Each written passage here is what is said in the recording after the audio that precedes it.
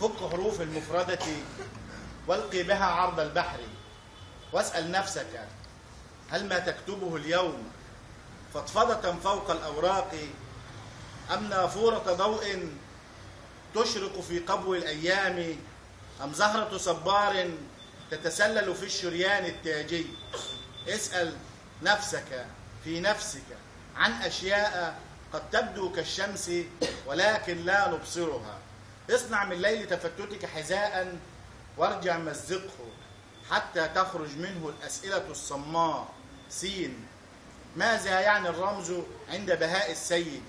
سين، هل مات الحلاج شهيدا أم كان عربيدا يتسكع في مقهى البستان حتى بزوغ الصبح؟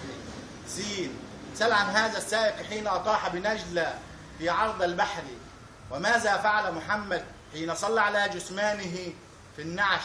أجب عن كل علامات الاستفهام، ولا تنسى علامة استفهام بعرض جبين الكون.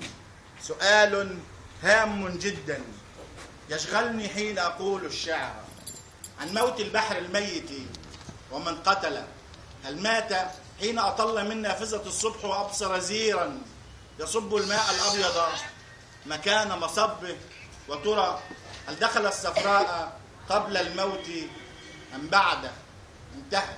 وإن لم تستطع الآن جوابا عن أسئلتي اصعد للسماوات واحفر في الجنة أخدودا والق علي ولو أجوبة من نار. وإن لم تستطع فك حروف المفردة والقي بها عرض البحر ونم. الله عليك، الله يكفيك، الله عليك.